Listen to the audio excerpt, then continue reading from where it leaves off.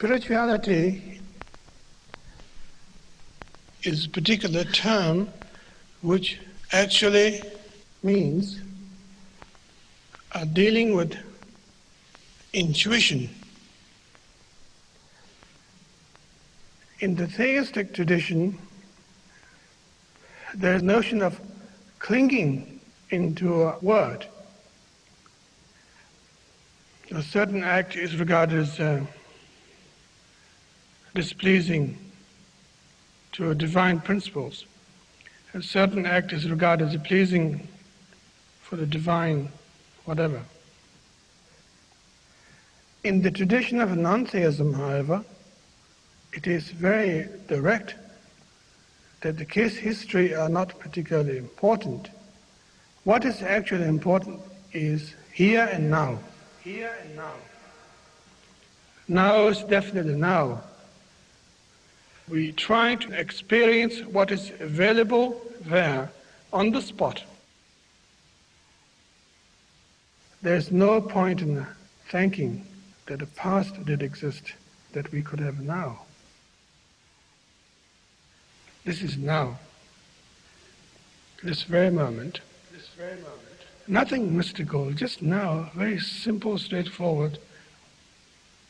And from that nowness, however, arises a sense of intelligence, always, that you are constantly interacting with the reality, one by one, spot by spot, constantly.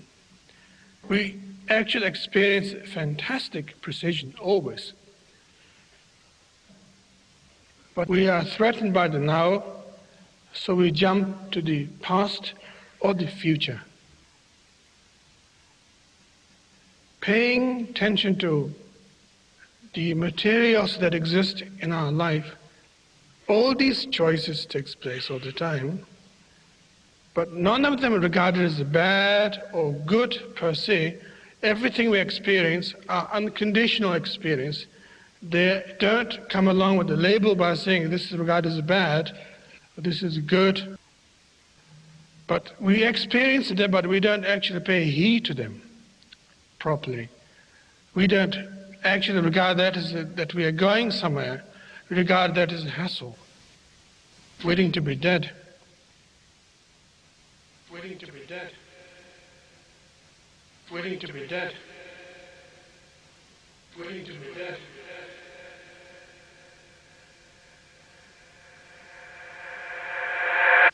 That's the problem. And that is not trusting the nowness properly, that what is actually experienced now possessed a lot of powerful things. It is so powerful that we can't face it. Therefore we have to borrow from the past, invite future all the time. And maybe that's why we seek religion. Maybe that's why we march in the street. Maybe that's why we complain to the society. Maybe that's why we vote for the presidents. It's quite ironical. Very funny indeed.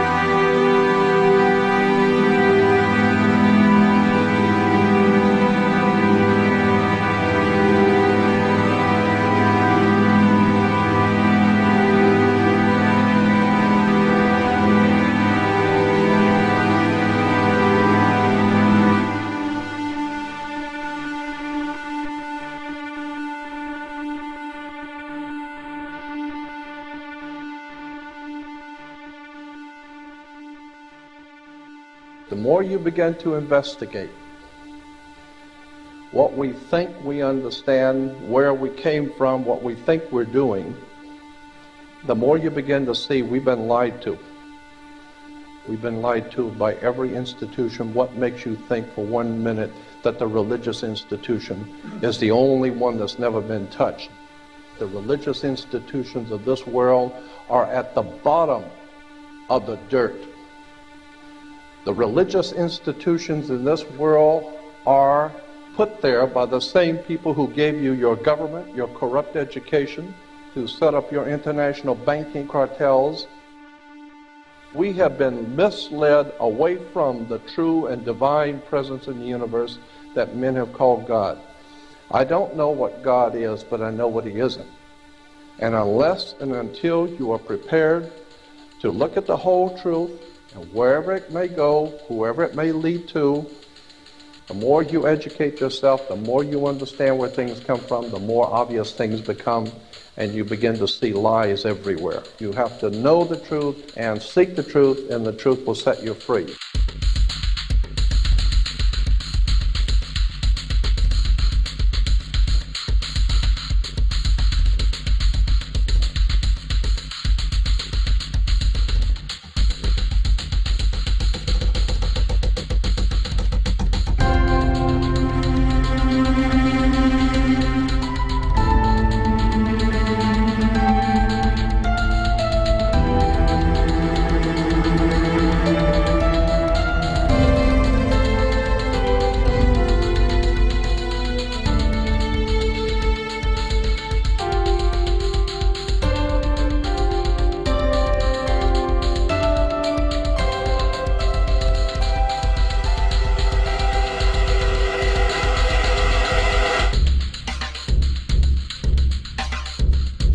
Because I gotta tell you the truth, folks. I gotta tell you the truth.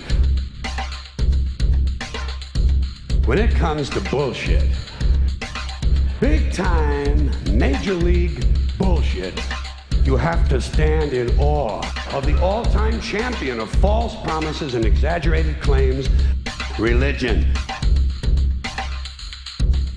Think about it. Religion has actually convinced people that there's an invisible man living in the sky who watches everything you do every minute of every day.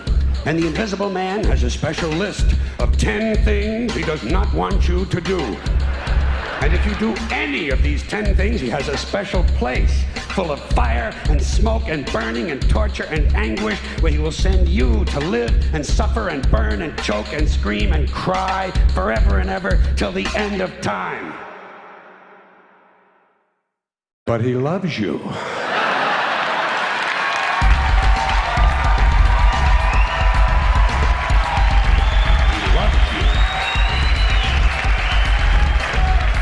He loves you and he needs money.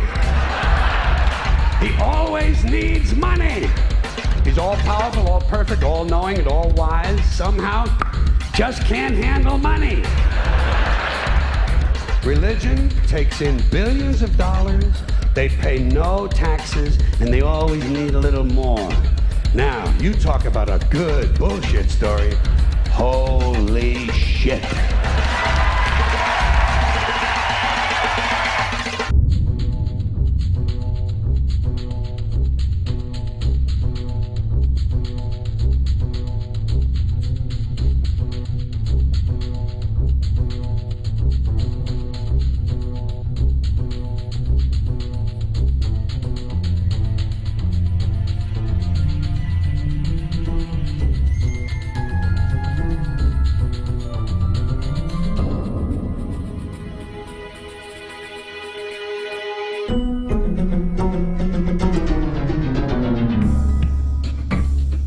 This is the sun. As far back as 10,000 BC, history is abundant with carvings and writings reflecting people's respect and adoration for this object. And it is simple to understand why, as every morning the sun would rise, bringing vision, warmth, and security, saving man from the cold, blind, predator-filled darkness of night. Without it, the cultures understood the crops would not grow and life on the planet would not survive. These realities made the sun the most adored object of all time. Likewise, they were also very aware of the stars. The tracking of the stars allowed them to recognize and anticipate events which occurred over long periods of time, such as eclipses and full moons.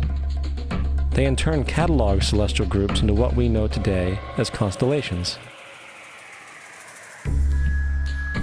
This is the cross of the zodiac, one of the oldest conceptual images in human history. It reflects the sun as it figuratively passes through the 12 major constellations over the course of a year. It also reflects the 12 months of the year, the 4 seasons, and the solstices and equinoxes. The term zodiac relates to the fact that constellations were anthropomorphized, or personified, as figures or animals. In other words, the early civilizations did not just follow the sun and stars, they personified them with elaborate myths involving their movements and relationships. The sun, with its life-giving and saving qualities, was personified as a representative of the unseen creator or God, God's Son, the light of the world, the savior of humankind. Likewise, the 12 constellations represented places of travel for God's Son, and were identified by names, usually representing elements of nature that happened during that period of time. For example, Aquarius, the water bearer, who brings the spring rains.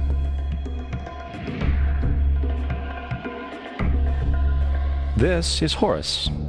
He is the sun god of Egypt of around 3000 BC. He is the sun anthropomorphized, and his life is a series of allegorical myths involving the sun's movement in the sky.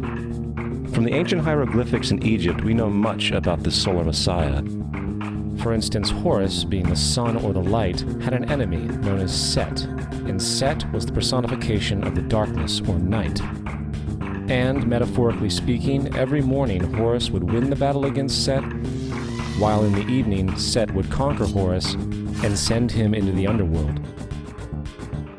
It is important to note that dark versus light, or good versus evil, is one of the most ubiquitous mythological dualities ever known, and is still expressed on many levels to this day. Broadly speaking, the story of Horus is as follows. Horus was born on December 25th of the Virgin Isis Mary. His birth was accompanied by a star in the east, and upon his birth he was adored by 3 kings. At the age of 12, he was a prodigal child teacher, and at the age of 30, he was baptized by a figure known as Anup, and thus began his ministry. Horus had 12 disciples he traveled about with, performing miracles such as healing the sick and walking on water. Horus was known by many gestural names such as the Truth, the Light, God's Anointed Son, the Good Shepherd, the Lamb of God, and many others. After being betrayed by Typhon, Horus was crucified, buried for 3 days, and thus resurrected. These attributes of Horus, whether original or not, seem to permeate many cultures of the world, for many other gods are found to have the same general mythological structure. Attis of Phrygia, born of the Virgin Nana on December 25th, crucified, placed in a tomb, and after 3 days was resurrected. Krishna of India, born of the Virgin Devaki, with a star in the east signaling his coming. He performed miracles with his disciples, and, upon his death, was resurrected. Dionysus of Greece, born of a virgin on December 25th, was a traveling teacher who performed miracles such as turning water into wine. He was referred to as the King of Kings, God's only begotten Son, the Alpha and Omega, and many others. And, upon his death, he was resurrected. Mithra of Persia, born of a virgin on December 25th, he had 12 disciples and performed miracles, and upon his death was buried for 3 days and thus resurrected. He was also referred to as the Truth, the Light, and many others. Interestingly, the sacred day of worship of Mithra was Sunday. The fact of the matter is, there are numerous saviors from different periods from all over the world which subscribe to these general characteristics. The question remains, why these attributes? Why the virgin birth on December 25th? Why dead for 3 days in the inevitable resurrection? Why 12 disciples or followers? To find out, let's examine the most recent of the solar messiahs. Jesus Christ was born of the Virgin Mary on December 25th in Bethlehem. His birth was announced by a star in the east, which 3 kings or magi followed to locate and adorn the new Savior. He was a child teacher at 12, and at the age of 30 he was baptized by John the Baptist, and thus began his ministry. Jesus had 12 disciples, which he traveled about with, performing miracles such as healing the sick, walking on water, raising the dead. He was also known as the King of Kings, the Son of God, the Light of the World, the Alpha and Omega, the Lamb of God, and many, many others. After being betrayed by his disciple Judas and sold for 30 pieces of silver, he was crucified, placed in a tomb, and after 3 days was resurrected and ascended into heaven.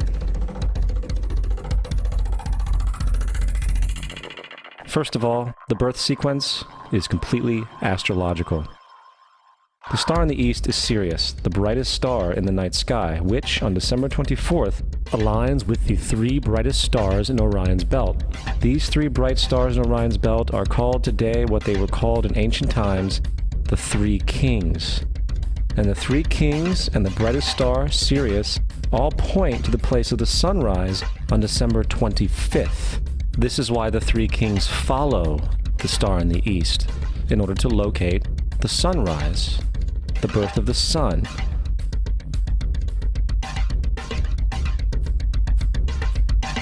The Virgin Mary is the constellation Virgo, also known as Virgo the Virgin. Virgo in Latin means virgin.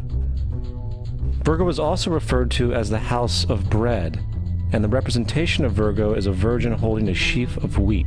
This house of bread and its symbol of wheat represents August and September, the time of harvest. In turn, Bethlehem, in fact, literally translates to house of bread. Bethlehem is thus a reference to the constellation Virgo, a place in the sky, not on Earth. There's another very interesting phenomenon that occurs around December 25th, or the winter solstice. From the summer solstice to the winter solstice, the days become shorter and colder. And from the perspective of the northern hemisphere, the sun appears to move south and get smaller and more scarce. The shortening of the days and the expiration of the crops when approaching the winter solstice symbolize the process of death to the ancients. It was the death of the sun. And by December 22nd, the sun's demise was fully realized, for the sun, having moved south continually for 6 months, makes it to its lowest point in the sky. Here a curious thing occurs.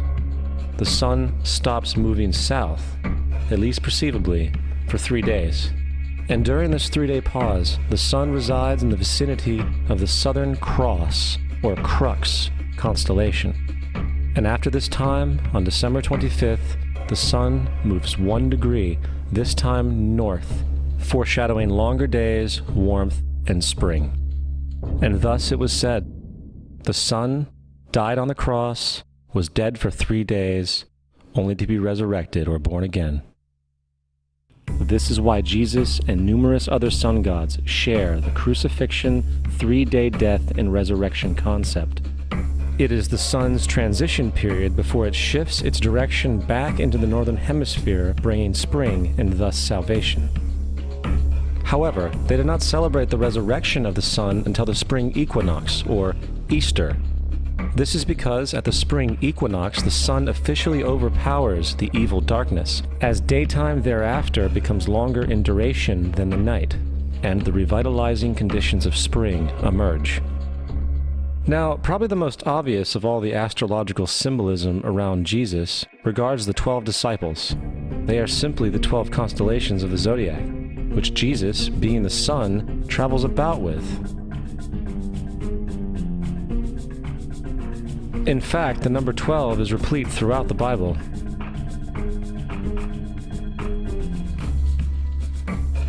Coming back to the cross of the zodiac, the figurative life of the sun, this was not just an artistic expression or tool to track the sun's movement. It was also a pagan spiritual symbol, the shorthand of which looked like this. This is not a symbol of Christianity. It is a pagan adaptation of the cross of the zodiac.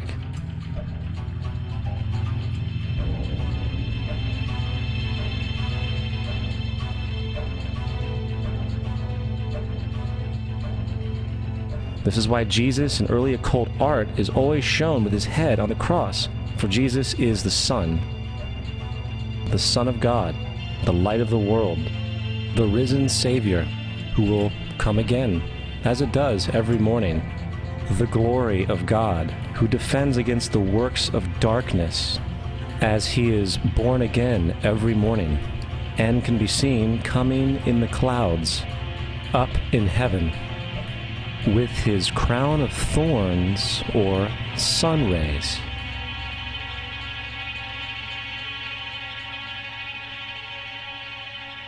Now, of the many astronomical metaphors in the Bible, one of the most important has to do with the ages. Throughout the scriptures, there are numerous references to the age. In order to understand this, we need to be familiar with a phenomenon known as the precession of the equinoxes. The ancient Egyptians, along with cultures long before them, recognized that approximately every 2150 years, the sunrise on the morning of the spring equinox would occur in a different sign of the zodiac. This has to do with a slow, angular wobble that the Earth maintains as it rotates on its axis. It is called a precession because the constellations go backwards rather than through the normal yearly cycle.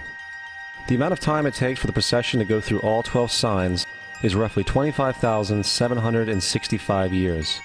This is also called the Great Year, and ancient societies were very aware of this, and they referred to each 2150-year period as an age. From 4300 BC to 2150 BC, it was the age of Taurus, the bull. From 2150 BC to 1 AD, it was the age of Aries, the ram. And from 1 AD to 2150 AD, it is the age of Pisces, the age we are still in to this day. And in and around 2150, we will enter the new age, the age of Aquarius. Now, the Bible reflects, broadly speaking, a symbolic movement through 3 ages while foreshadowing a 4th. In the Old Testament, when Moses comes down Mount Sinai with the 10 Commandments, he is very upset to see his people worshiping a golden bull calf. In fact, he shattered the stone tablets and instructed his people to kill each other in order to purify themselves. Most biblical scholars will attribute this anger to the fact that the Israelites were worshiping a false idol or something to that effect. The reality is, the golden bull is Taurus the bull, and Moses represents the new age of Aries the ram. This is why Jews even today still blow the ram's horn. Moses represents the new age of Aries, and upon the new age, everyone must shed the old age. Other deities mark these transitions as well, such as Mithra, a pre-Christian god who kills the bull in the same symbology. Now Jesus is the figure who ushers in the age following Aries, the age of Pisces, or the 2 fish. Fish symbolism is very abundant in the New Testament. Jesus feeds 5,000 people with bread and 2 fish. When he begins his ministry walking along Galilee, he befriends 2 fishermen who follow him. And I think we have all seen the Jesus fish on the back of people's cars. Little do they know what it actually means. It is a pagan astrological symbolism for the sun's kingdom during the age of Pisces. Also, Jesus' assumed birth date is essentially the start of this age. At Luke 22:10, when Jesus is asked by his disciples where the last Passover would be, Jesus replies, "Behold, when ye are entered into the city, there shall a man meet you, bearing a pitcher of water. Follow him into the house where he entereth in." This scripture is by far one of the most revealing of all the astrological references. The man bearing the pitcher of water is Aquarius, the water bearer, who is always pictured as a man pouring out a pitcher of water. He represents the age after Pisces, and when the sun, God's Son, leaves the age of Pisces, Jesus, it will go into the house of Aquarius, as Aquarius follows Pisces in the precession of the equinoxes. All Jesus is saying is that after the age of Pisces will come the age of Aquarius.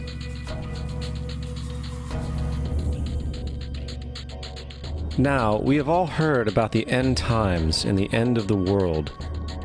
The cartoonish depictions in the book of Revelation aside, the main source of this idea comes from Matthew 28:20, where Jesus says, "I will be with you even to the end of the world." However, in the King James Version, world is a mistranslation among many mistranslations. The actual word being used is eon, which means age. I will be with you even to the end of the age, which is true, as Jesus' solar Piscean personification will end when the sun enters the age of Aquarius. The entire concept of end times and the end of the world is a misinterpreted astrological allegory. Let's tell that to the approximately 100 million people in America who believe the end of the world is coming. Furthermore, the character of Jesus being a literary and astrological hybrid is most explicitly a plagiarization of the Egyptian sun god Horus. For example, inscribed about 3,500 years ago on the walls at the Temple of Luxor in Egypt are images of the Annunciation, the miracle conception, the birth, and the adoration of Horus. The images begin with Thoth announcing to the Virgin Isis that she will conceive Horus, then Neph, the Holy Ghost, impregnating the Virgin, and then the virgin birth and the adoration. This is exactly the story of Jesus' miracle conception. In fact, the literary similarities between the Egyptian religion and the Christian religion are staggering.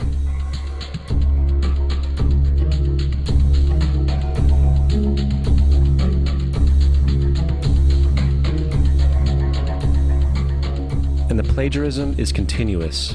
The story of Noah and Noah's Ark is taken directly from tradition. The concept of the Great Flood is ubiquitous throughout the ancient world, with over 200 cited claims in different periods and times. However, one need look no further for a pre-Christian source than the Epic of Gilgamesh, written in 2600 BC. This story talks of a great flood commanded by God, an ark with saved animals upon it, and even the release and return of a dove, all held in common with the biblical story, among many other similarities. And then there is the plagiarized story of Moses. Upon Moses' birth, it is said that he was placed in a reed basket and set adrift in a river in order to avoid infanticide. He was later rescued by a daughter of royalty and raised by her as a prince. This baby in a basket story was lifted directly from the myth of Sargon of Akkad of around 2250 BC. Sargon was born, placed in a reed basket in order to avoid infanticide, and set adrift in a river. He was in turn rescued and raised by Aki, a royal midwife. Furthermore, Moses is known as the lawgiver, the giver of the Ten Commandments, the Mosaic Law. However, the idea of a law being passed from God to a prophet up on a mountain is also a very old motif. Moses is just another lawgiver in a long line of lawgivers in mythological history. In India, Manu was the great lawgiver. In Crete, Minos ascended Mount Dicta, where Zeus gave him the sacred laws, while in Egypt there was Meses, who carried stone tablets and upon them the laws of God were written. Manu, Minos, Meses, Moses. And as far as the Ten Commandments, they are taken outright from spell 125 in the Egyptian Book of the Dead.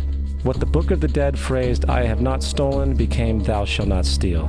"I have not killed," became "Thou shalt not kill."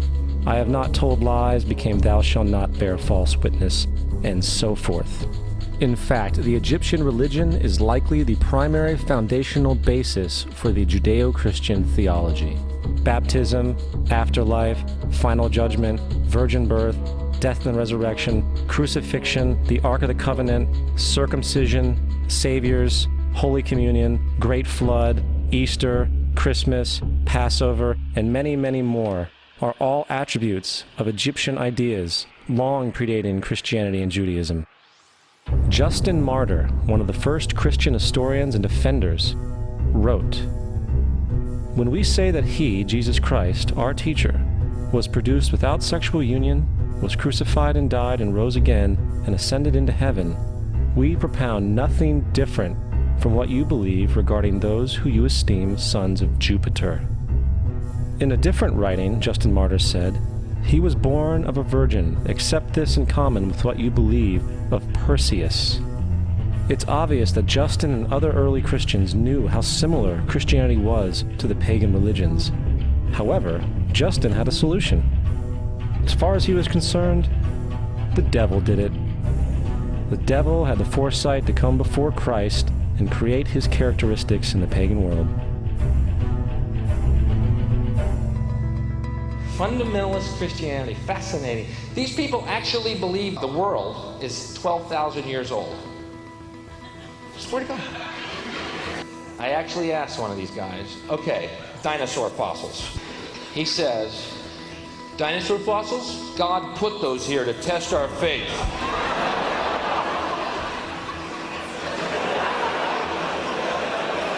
I think God put you here to test my faith, dude.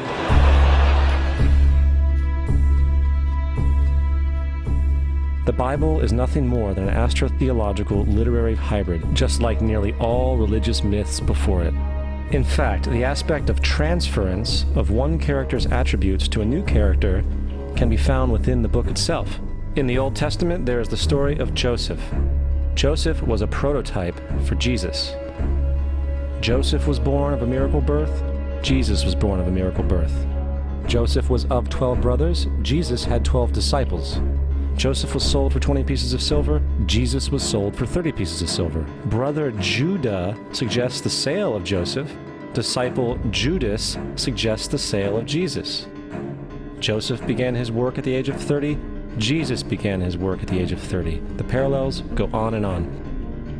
Furthermore, is there any non-biblical historical evidence of any person living with the name Jesus, the son of Mary, who traveled about with 12 followers, healing people and the like? There are numerous historians who lived in and around the Mediterranean, either during or soon after the assumed life of Jesus. How many of these historians document this figure? Not one. However, to be fair, that doesn't mean defenders of the historical Jesus haven't claimed the contrary. 4 historians are typically referenced to justify Jesus' existence. Pliny the Younger, Suetonius, and Tacitus are the first 3. Each one of their entries consists of only a few sentences at best, and only referred to Christus or the Christ, which in fact is not a name but a title. It means the Anointed One. The 4th source is Josephus, and this source has been proven to be a forgery for hundreds of years. Sadly, it is still cited as truth. You would think that a guy who rose from the dead and ascended into heaven for all eyes to see and performed the wealth of miracles acclaimed to him would have made it into the historical record. It didn't, because once the evidence is weighed, there are very high odds that the figure known as Jesus did not even exist.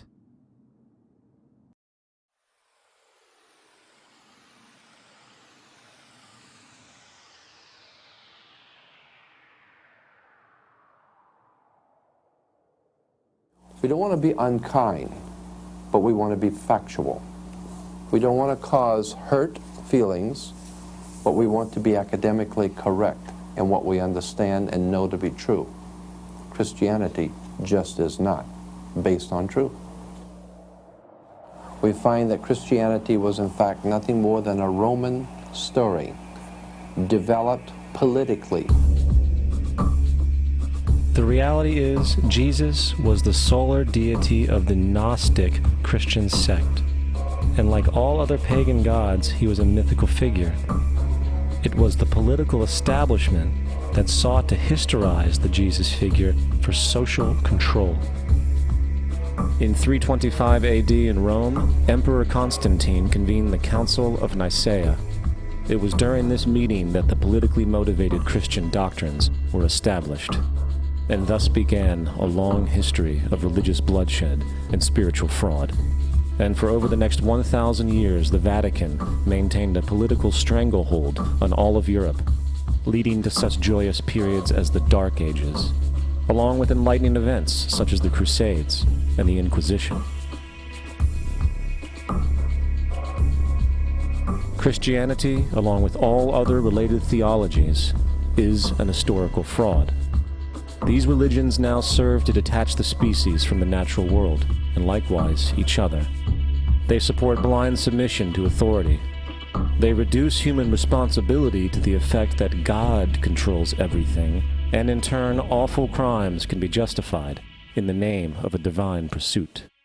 And, most critically, it empowers the political establishment who have been using the myth to manipulate and control societies.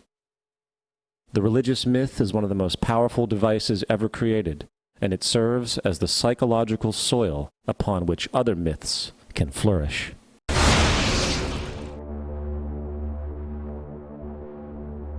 A myth is an idea that, while widely believed, is false.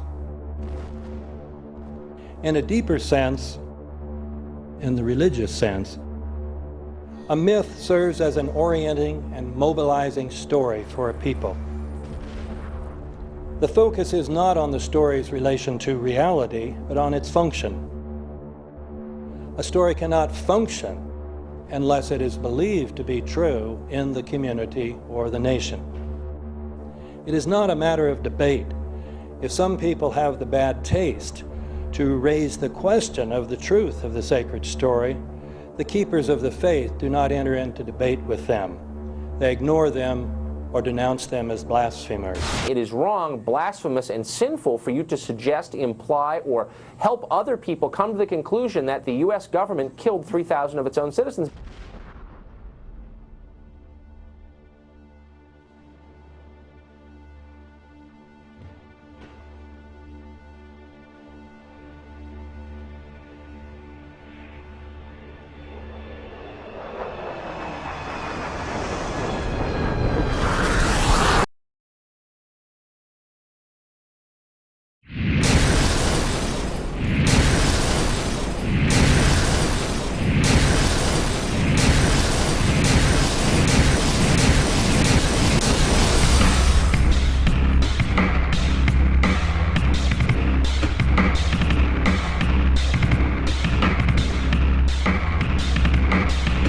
As if a demolition team set off when you see the old demolitions of these old buildings. It looks like one of those scenes of an old building being purposely dynamited and blown up. Anybody who's ever watched a building being demolished on purpose knows that if you're going to do this, you have to get at the under-infrastructure of a building and bring it down. The way the structure is collapsing, this was the result of something that was planned. It's not accidental that the first tower just happened to collapse and then the second tower just happened to collapse in exactly the same way. How they accomplished this, we don't know. The building collapsed to dust. You don't find a desk. You don't find a chair. You don't find a telephone, a computer. The biggest piece of a telephone I found was half of the keypad, and it was about this big. What happened to the concrete? The concrete was pulverized from river to river. There was dust powder 2-3 inches thick. The concrete was just pulverized. Reminiscent of those pictures we've all seen too much on television before, when a building was deliberately destroyed by well-placed dynamite to knock it down. As if they had detonated. They were planned to take down a building. Boom, boom, boom, boom. I heard a second explosion. There was a heavy-duty explosion. Then there was some secondary explosions and then the subsequent collapses. An explosion blew and it knocked everybody over. To me, it sounded like an explosion. It sounded like gunfire. Bang, bang, bang, bang, bang. And then all of a sudden, 3 big explosions. We heard a big explosion coming down. And then the entire top of the building just blew up. We saw some kind of explosion. By the force of the explosions. Big explosion. Blew us back into the 8th floor. Then we get to the lobby. This is a big explosion. The lobby looked as though a bomb had exploded there. A huge explosion now raining debris. It's been a huge explosion. Huge explosion that we all heard and felt. We just witnessed some kind of follow-up explosion. We heard a very loud blast explosion. The secondary explosion at Tower 1 camp. That is another bomb going off. He thinks that there were actually devices that were planted in the building. Planted in the building.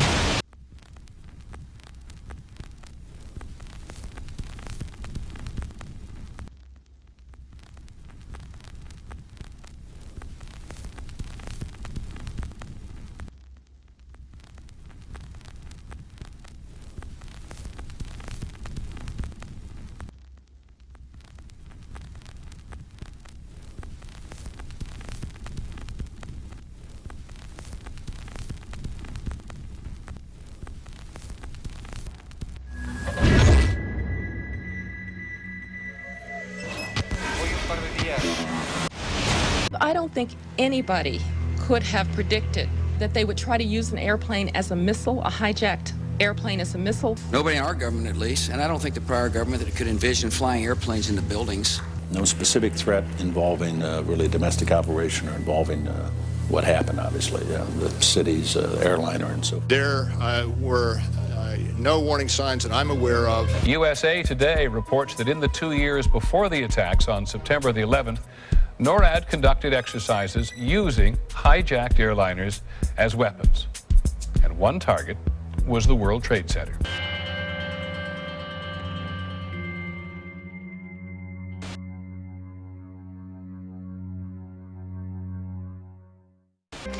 In confidential documents from the Philippines obtained by CNN, the plan was clear.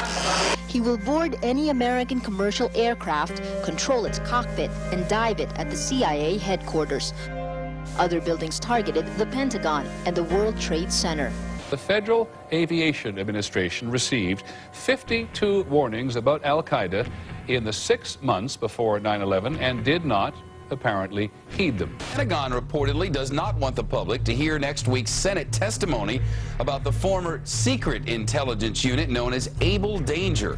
And it identified Mohammed Atta and 3 other 9/11 terrorists as members of an al-Qaeda cell in Brooklyn, New York, more than a year before the attacks. We found 2 of the 3 cells which conducted the 9/11 attacks. Lieutenant Colonel Tony Schaefer, who was the first member of Able Danger to go public, has now been told in writing by the Defense Intelligence Agency that he can't speak to members of Congress or their staff without prior approval. This is an attempt to prevent the American people from knowing the facts about how we could have prevented 9/11, and people are covering it up today. Security and counterterrorism was blinking red, in the words of George Tenet, that the warnings of an imminent attack were so severe that something dramatic should have been done. It was unparalleled. Instead, our president went on a month-long vacation.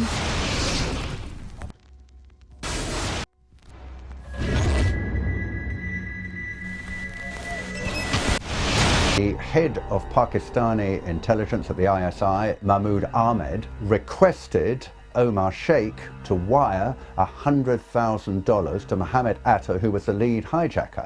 Hijacker Mohammed Atta received wire transfers via Pakistan. The man sending the money to Atta is believed to be Ahmed Umar Saeed Sheikh. Omar Sheikh admitted he was supported by the Pakistan government's intelligence service, the ISI.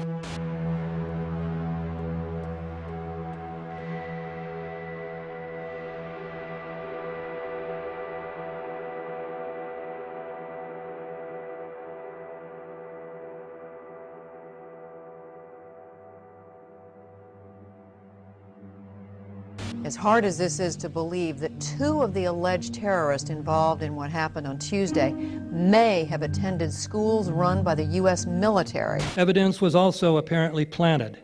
The passport of one of the hijackers on Flight 11 was allegedly found in the Rebel. The hijacker's passport was found blocks from the World Trade Center crash site, if you can believe that. The 9/11 hijackers are alive and well. That's according to the chief of Japan's Democratic Party, who says 9/11 is a hoax. Several of these 19 men are still alive.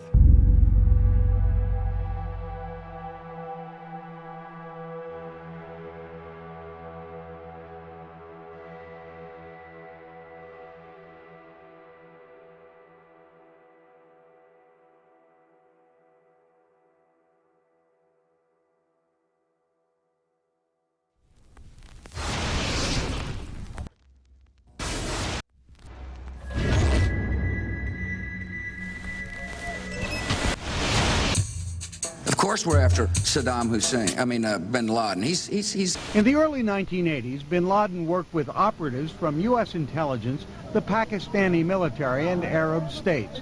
January 2001, the Bush administration orders the FBI and intelligence agencies to back off investigations involving the bin Laden family, including 2 of Osama bin Laden's relatives, who were living, guess where, in Falls Church, Virginia, right next to CIA headquarters. When he was already America's most wanted criminal, he reportedly spent 2 weeks in the American hospital in Dubai, was treated by an American doctor, and visited by the local CIA agent. We have not seen one piece of evidence that links Osama bin Laden directly to the planning stages of September 11th. This failure to provide proof was later said to be unnecessary because bin Laden, in a video allegedly found in Afghanistan, admitted responsibility for the attacks.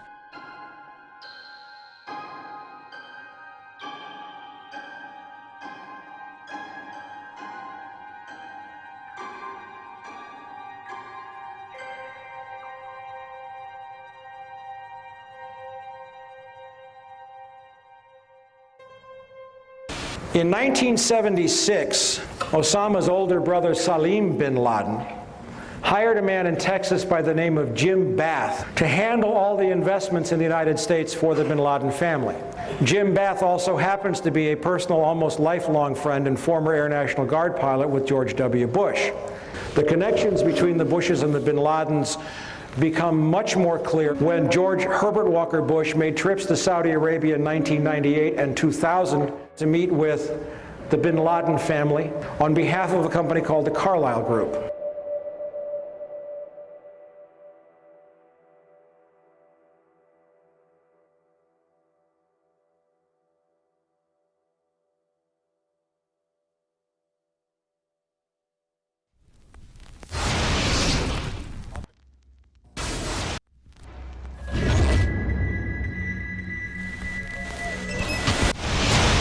How could anyone fly a 60-ton, 125-foot wide, 44-foot tall plane through this obstacle course? The aircraft, before striking the Pentagon, reportedly executed a 270-degree downward spiral, and yet Hani Hanjour was known as a terrible pilot who could not safely fly even a small plane.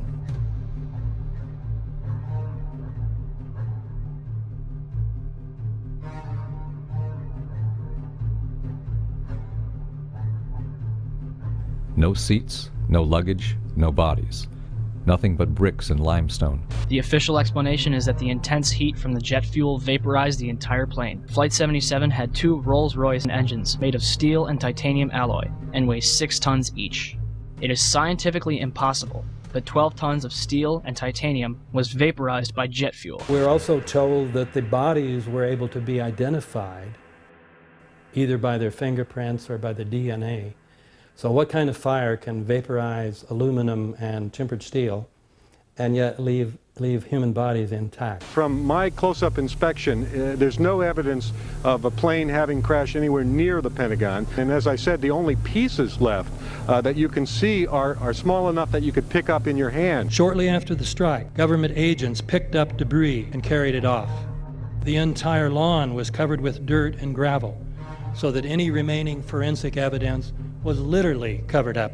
The videos from security cameras, which would show what really hit the Pentagon, were immediately confiscated by agents of the FBI, and the Department of Justice has to this day refused to release them. If these videos would prove that the Pentagon was really hit by a 757, most of us would assume the government would release them.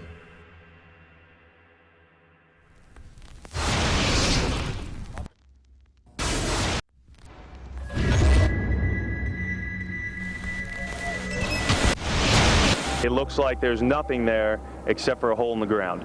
Basically, that's right. The only thing you could see from where we were was a big gouge in the earth and some broken trees.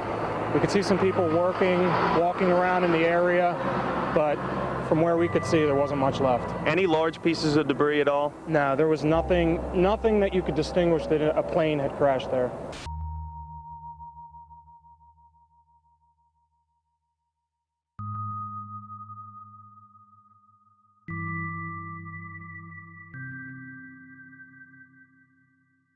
The FBI and the state police here have confirmed that they have cordoned off a second area about 6 to 8 miles away from the crater here. This is apparently another debris site.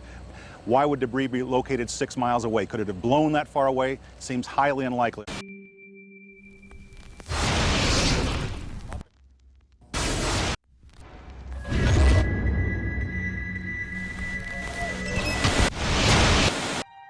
Pancake theory. according to which the fires, while not melting the steel, heated it up sufficiently to cause the floors weakened by the airplane strikes to break loose from the steel columns, and this started a chain reaction. So you would expect then from that theory, which is the official theory, to see a whole stack of floors piled up on top of each other and then a spindle of core columns standing too. The core of each of the twin towers consisted of 47 massive steel columns. If the floors had broken loose from them, these columns would have still been sticking up into the air 1,000 feet. The plane did not cut all those core columns. We designed the buildings to take the impact of the Boeing 707 hitting the building at any location. The building probably could sustain multiple impacts of jetliners. That the plane flew straight into the building. Through him, right. Yeah. So you're saying that the building was actually designed to cope with a hole like that and then still survive? Yeah, it was. If you had dropped, say, a billiard ball from the top of the World Trade Center, 110 floors up there, it would have taken 8 to 10 seconds to hit the ground, encountering no resistance whatsoever. The Twin Towers came down in nearly free-fall speed. 200,000 tons of steel shatters and explodes outwards over 500 feet. This means that floors shattered at an average rate of about 10 floors per second. There is no scenario for a pancake effect of buildings falling that allows them to fall at the rate of free fall. Now what can do that? What can move mass out of the way? Explosives.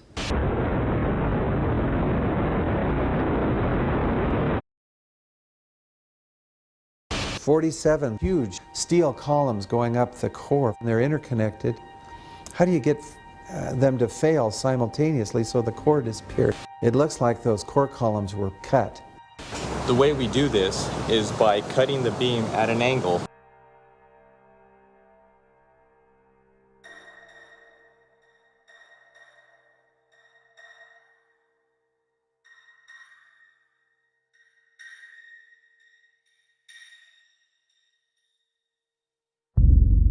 I started looking at the molten metal. All three buildings, both towers in the rubble, in the basement areas, and Building 7, there's these pools of molten metal.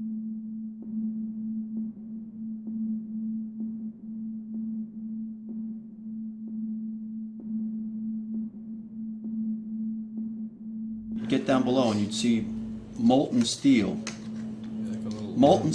running down the channel rails. Like you're in a foundry. Like lava. The molten steel was found 3, 4, and 5 weeks later, when the rubble was being removed. He said that molten steel was also found underneath World Trade Center 7. So I'm looking through the official reports. What do they say about the molten metal? They say nothing. But wait a minute. This is important evidence. So where'd that come from? Thermite is so hot that it'll just cut through steel, through structural steel, for example, like a knife through butter.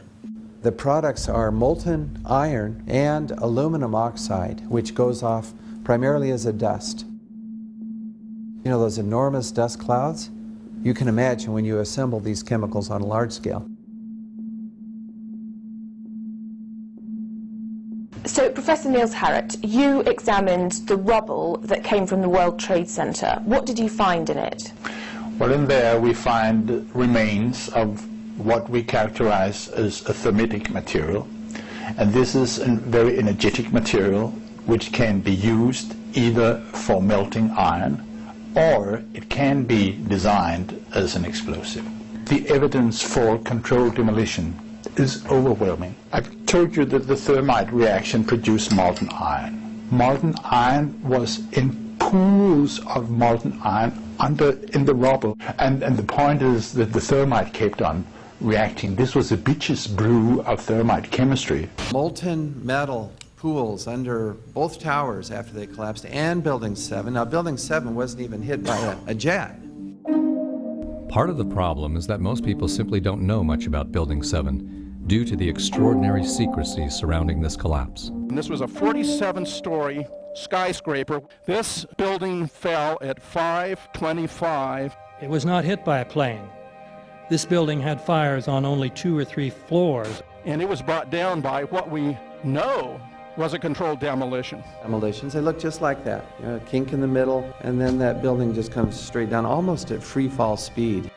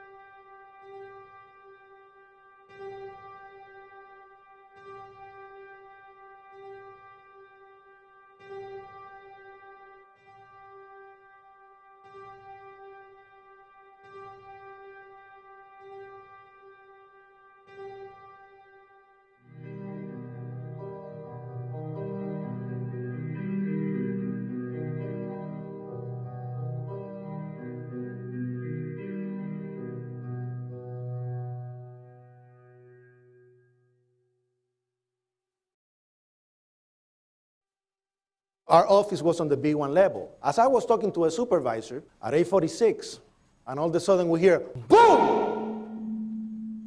An explosion so hard that pushed us upwards. And it came from the basement between the B2 level and the B3 level. And when I went to verbalize, we hear, boom! The impact of the plane on the top.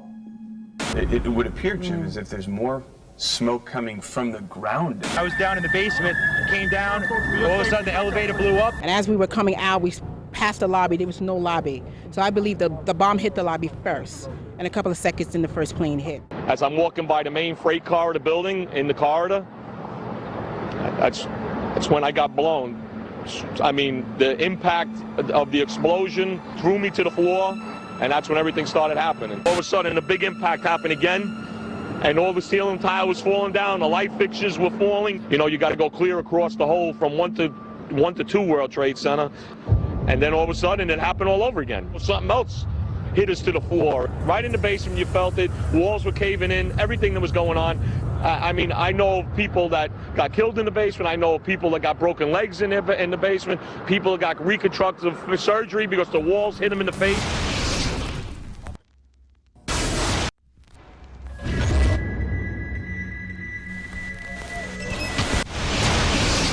According to standard operating procedure, if an FAA flight controller notices anything that suggests a possible hijacking, the controller is to contact a superior. If the problem cannot be fixed within about a minute, the superior is to ask NORAD, the North American Aerospace Command, to send up or scramble jet fighters to find out what is going on. NORAD then issues the scramble order to the nearest Air Force base with fighters on alert. But although interceptions usually occur within 10 or so minutes, in this case, 80 or so minutes had elapsed before fighters were even airborne. It's a mind-bending anomaly. Not a single U.S. Air Force interceptor turns a wheel until it's too late. There are no jets at all. What if they were so confused and had been so deliberately confused that they couldn't respond? The reason that they didn't know where to go was because a number of conflicting and overlapping war game exercises were taking place. It involved the insertion of false radar blips onto radar screens in the Northeast Air Defense Sector. Center Team U, we have a problem here. We have a hijacked aircraft headed towards New York. We need someone to scramble some F-16s or something up there to help us out. Is this real world or exercise? Is this real world or exercise? There was another exercise, Vigilant Warrior, which was in fact, according to a NORAD source, a live-fly hijack drill being conducted at the same time. With only 8 available fighter aircraft, and they have to be dispatched in pairs, they were dealing with as many as 22 possible hijacks on the day of 9/11, and they couldn't separate the war game exercises from the actual hijacks.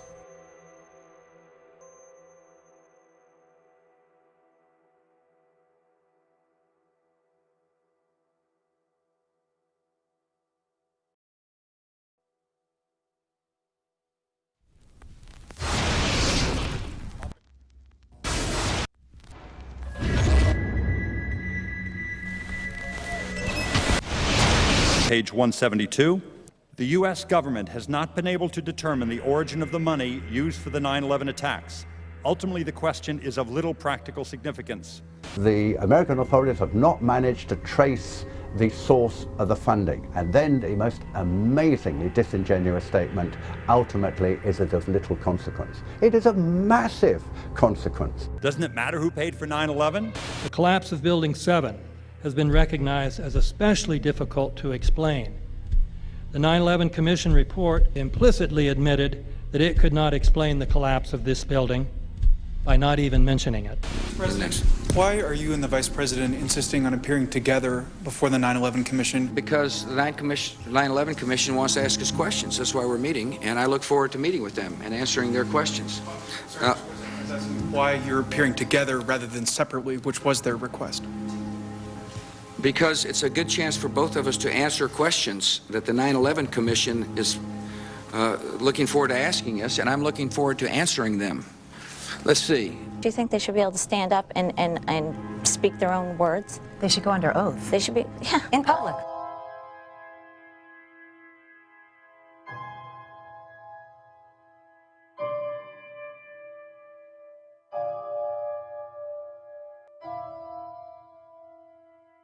Don't you think that the families deserve to have a transcript or to be able to see what you Adam, said? you asked me that question yesterday. For an I got answer the today. same answer, yeah. The final report was a unanimous report. That means that if there was a single commissioner who had any objection about anything, that fact would be dropped from the report. We have found out that he not only served on the transition team of the Bush administration, that he was a person who wrote a draft memo for the setup of the Bush administration's National Security Council, that he was an individual who wrote the preemptive war strategy that was eventually used for the war in Iraq, that he is a close friend of Condoleezza Rice's. We want him to resign. There is literally nothing in the 9/11 report that the Bush administration did not approve of.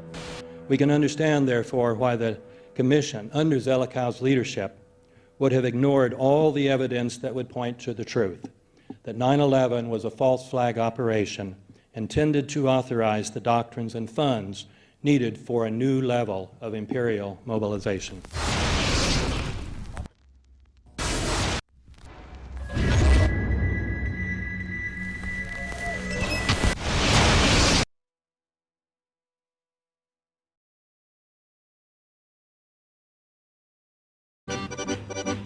Armed with knives, armed with chemical, biological, nuclear weapons. Fanatics, terrorists, September 11th. September 11th, killers, September 11th, terrorists. Terrorists of Al-Qaeda, terrorists, nuclear weapons, terrorists. 9/11, terror, terrorist, evil. September 11th, September 11th. The terrorists, war and danger. September 11th, terrorism, global terrorism, terrorism, terrorists, terrorists, terrorists, terrorists, terrorists, the terror, terrorists, terrorist, terrorism. September 11th, global terrorism, terrorists, terrorism. September 11th, world terrorism, terrorism. September 11th, global terrorism. September the 11th, terror. Weapons of mass destruction. September the 11th, September the 11th, terrorists, the evil terrorists, no.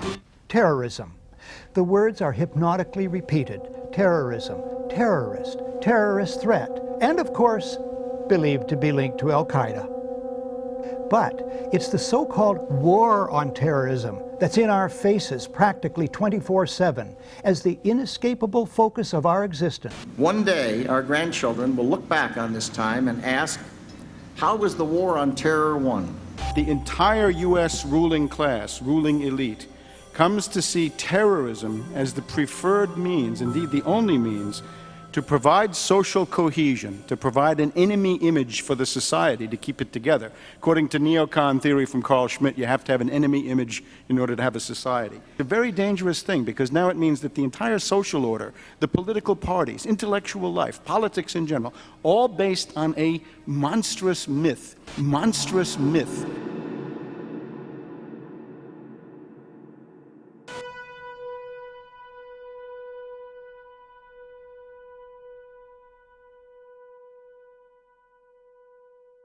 Look, the CIA has done in this country, what they've done to us is unbelievable. Look at the terrorist acts that have occurred. The CIA behind most, if not all of them. We had the Marine Barracks. We had our embassy in Kenya. We had Pan Am 103. We had the USS Cole. We had Oklahoma City. We had the World Trade Center in 1993.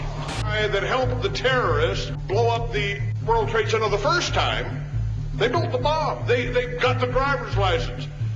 The informant, the informant, a fellow named Salam, a 43-year-old former Egyptian army officer, he was given the assignment to put the bomb together. And he went to his supervisor, his FBI supervisor, and said, we're going to put a dummy bomb in here, right? And the FBI supervisor said, no, we're going to put a real bomb. FBI agents might have been able to prevent last February's deadly explosion at New York's World Trade Center. They discussed secretly substituting harmless powder for the explosives, but they didn't, according to the FBI's own informant, Imad Salem. Unbeknownst to the FBI at the time, Salem recorded many of his conversations with his handlers. Unfortunately for them, there were only 6 people killed, not enough to pass the legislation. So what happened is 2 years later, April 19, 1995, down comes Oklahoma City Murrah building, 168 people killed. 1 year later, the anti-terrorism legislation that takes away many of our constitutional rights and civil liberties is passed.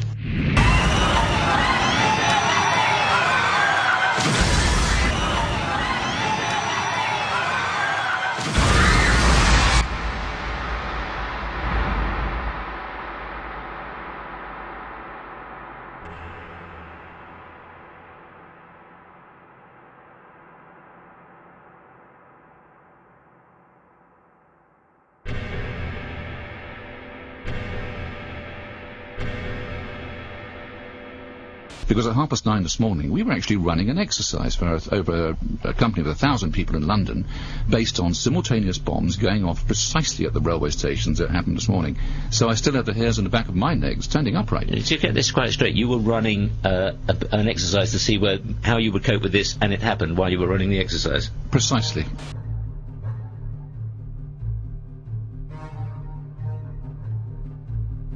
Supposed to believe is some kind of coincidence, there was also an anti-terrorist drill going on 7/7. And again, just like 9/11, they were talking about attacks on the same targets, the same kind of tube stations, and exactly the same time as the actual attack happened, providing some kind of cover for what must be operations orchestrated in some way by the state.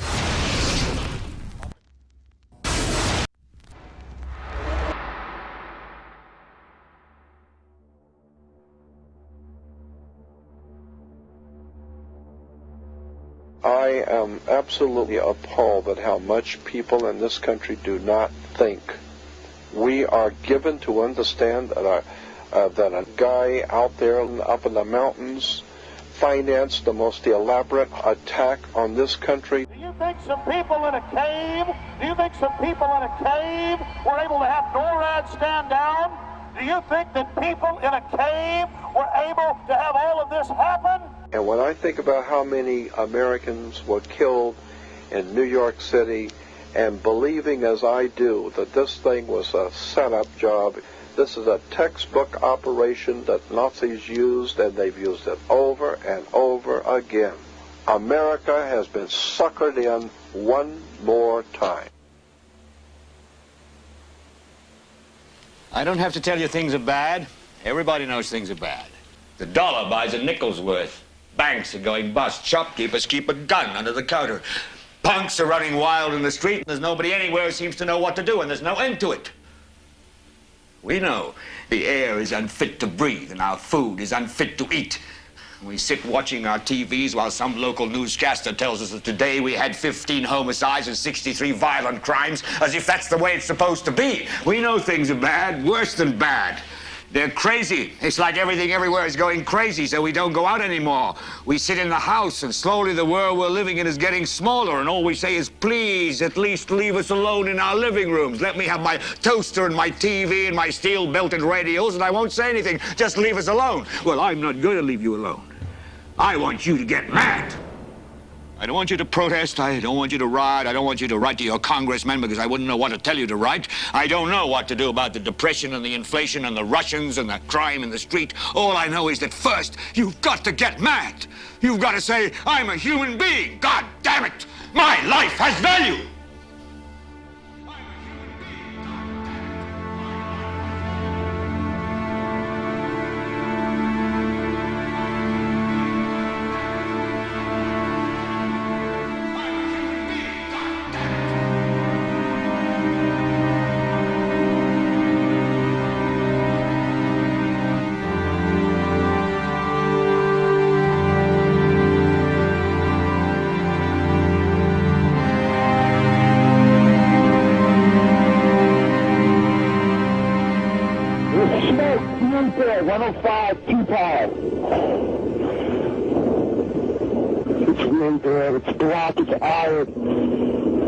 My wife thinks I'm all right. I called her and said I was leaving the building. I was fine, and bang.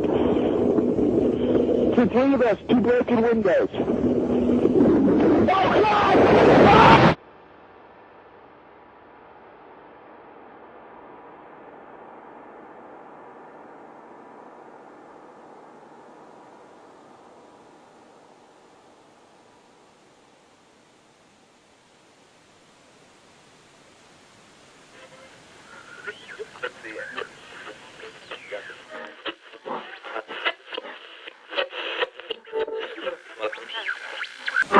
When hostilities commenced in Europe in 1939, it was realized that the American people had no intention of entering the war.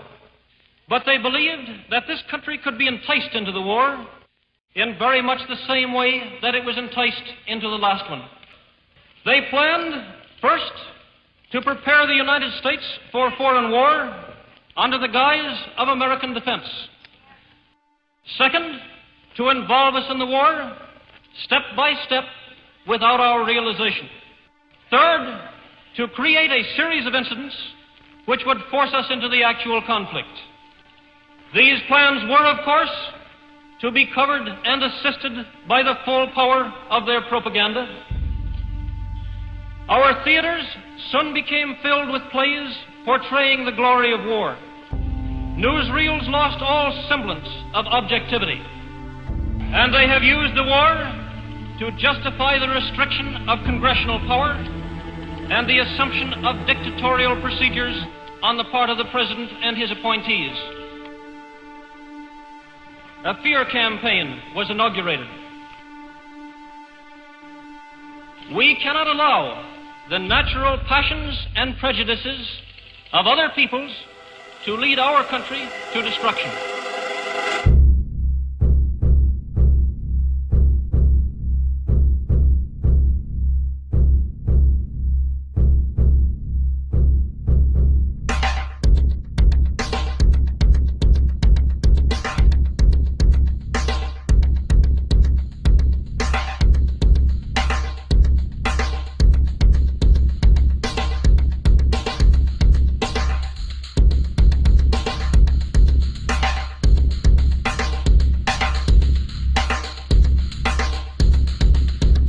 (1775). The American Revolutionary War began as the American colonies sought to detach from England and its oppressive monarchy. Though many reasons are cited for the revolution, one in particular sticks out as a prime cause. That King George III of England outlawed the interest-free, independent currency the colonies were producing themselves, in turn forcing them to borrow money from the Central Bank of England, immediately creating economic hardship and despair. In the words of Peter Cooper, former vice president of the New York Board of Currency, after Franklin had explained to the British government as the real cause of prosperity, they immediately passed laws forbidding the payment of taxes in that money. This produced such great inconvenience and misery to the people that it was the principal cause of the Revolution. In 1783, America won its independence from England. However, its battle against the central bank concept and the corrupt, power-hungry mentality associated with it had just begun. So what is a central bank? A central bank is an institution that issues and regulates the currency of an entire nation. Based on historical precedent, the typical powers inherent in central banking practice include the control of interest rates and the expansion and contraction of the money supply itself. Now, the central bank does not simply issue money to the government, it loans it to them with interest. Then, through the mechanisms of increasing and decreasing the supply of money, the central bank essentially regulates the value of the currency issued. It is critical to understand that the entire structure of this system could only produce one thing in the long run: debt. It doesn't take a lot of ingenuity to figure this scam out. For every single dollar produced by both the central bank and its regulated commercial banks is loaned at interest. That means every dollar produced is actually the dollar plus a certain percentage of debt based on that dollar. And since the banking system has the monopoly of the production of the currency, and they loan each dollar out with an immediate debt attached to it, where does the money to pay for the debt come from? It can only come from the banks again, which means the banking system has to perpetually increase its money supply to temporarily cover the outstanding debt created, which, in turn, since that new money is loaned out at interest as well, creates even more debt. The end result of this system is essentially slavery, for it is technically impossible for the government and thus the public to ever come out of the self-generating debt.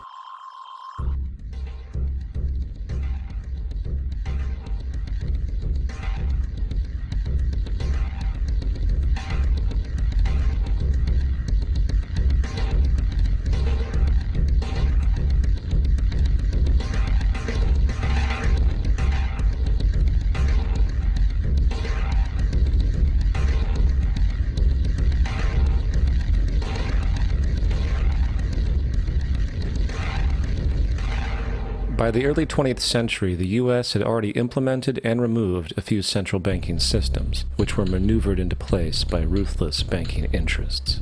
At this time, the dominant families in the banking and business world were the Rockefellers, the Morgans, the Warburgs, the Rothschilds. And in the early 1900s, they sought to push, once again, legislation to create another central bank. However, they knew the government and public were very weary of such an institution, so they needed to create an incident to affect public opinion. So J.P. Morgan, publicly considered a financial luminary at the time, exploited his mass influence by reportedly creating rumors that prominent banks in New York were insolvent or bankrupt. Morgan knew this would trigger mass hysteria and a systemic crisis, and it did. The public, in fear of losing their deposits, immediately began mass withdrawals. Consequently, the banks were forced to call in their loans, causing the recipients to sell their property, and thus a spiral of bankruptcies, repossessions, and turmoil emerged. Putting the pieces together years later, Congressman Charles Lindbergh wrote, "The King bankers put in motion in 1907 a great scheme. They had gambled and speculated on Wall Street until so many watered stocks and bonds had been manufactured. The King bankers knew the condition and informed the favorite of their friends what was to come. There was to be a panic in the fall of 1907, and it would be advertised as the result of our bad banking and currency laws." The Panic of 1907 led to a congressional investigation headed by Senator Nelson Aldrich, who had intimate ties to the financial powers and later became part of the Rockefeller family through marriage. The commission led by Aldrich recommended a central bank should be implemented so a panic like 1907 could never happen again. This was the spark that the bankers needed to initiate their plan. And in 1910, a secret meeting was held at a J.P. Morgan estate on Jekyll Island off the coast of Georgia. It was there that the central banking bill called the Federal Reserve Act was written.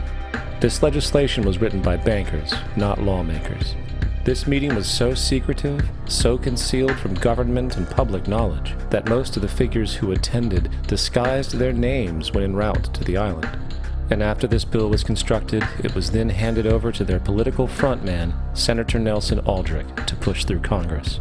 And in 1913, with heavy political sponsorship by the bankers, Woodrow Wilson became president, having already agreed to sign the Federal Reserve Act in exchange for campaign support. And a few days before Christmas, when much of Congress was at home with their families, the Federal Reserve Act was voted in, and Wilson in turn made it law. The night before its passage, Congressman Charles Lindbergh pleaded, "This act establishes the most gigantic trust on earth. When the President signs this act, the invisible government by the money power will be legalized." Now, the public was told that the Federal Reserve System was an economic stabilizer, and inflation and economic crises were a thing of the past. Well, as history has shown, nothing was further from the truth. The fact is, the bankers now had a streamlined machine for economic manipulation. It's alive! It's alive! It's alive! For example, from 1914 to 1919, the Fed substantially increased the money supply, resulting in extensive loans to small banks and the public. Then, in 1920, the Fed deliberately contracted credit in an extreme way, thus resulting in banks having to call in large numbers of loans, and, just like 1907, bank runs, bankruptcy, and systemic collapse occurred. Numerous competitive banks outside of the Federal Reserve System collapsed, further consolidating the monopoly of the money trust cartel. Privy to this scheme, Congressman Lindbergh pronounced, "Under the Federal Reserve Act, panics are scientifically created. The present panic is the first scientifically created one, worked out as we figure a mathematical equation." However, the Panic of 1920 was just a warm-up. From 1921 to 1929, the Fed again increased the money supply, resulting once again in extensive loans to the public and banks. There was also a fairly new type of loan in the stock market, the broker call loan. Very simply, this loan allowed an investor to put down only a fraction of the stock's value, with the rest being loaned from the broker. This method was very popular in the roaring 1920s as everyone seemed to be making money in the market. However, there was a catch to this loan.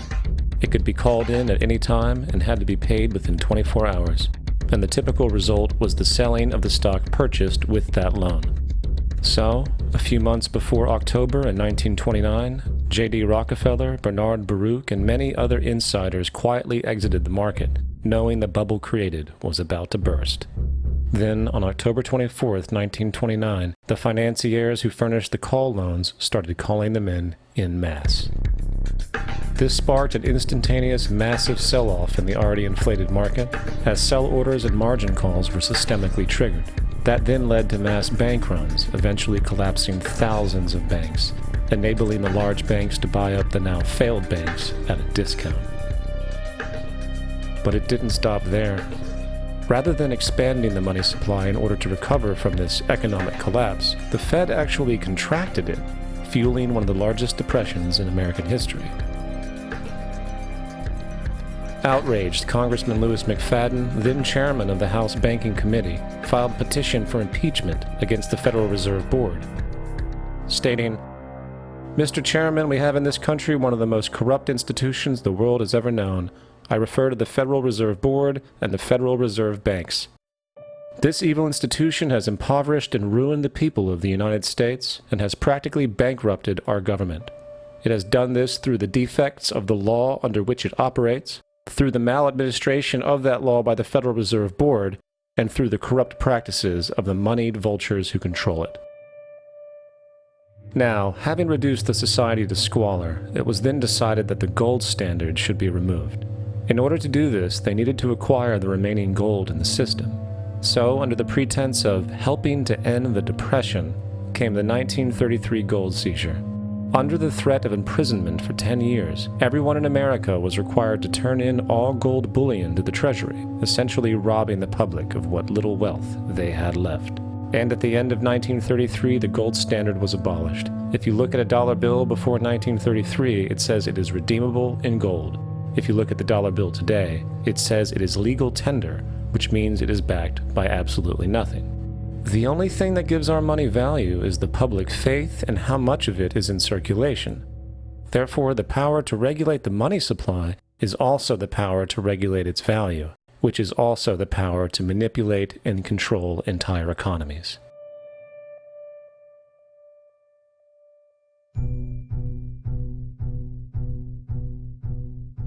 It is important to clearly understand the Federal Reserve is a private corporation. It is about as federal as Federal Express. It makes its own policies and is under little regulation by the U.S. government.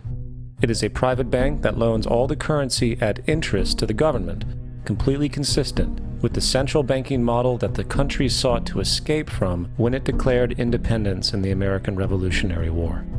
Now, going back to 1913, the Federal Reserve Act was not the only bill pushed through Congress for the vested financial interests.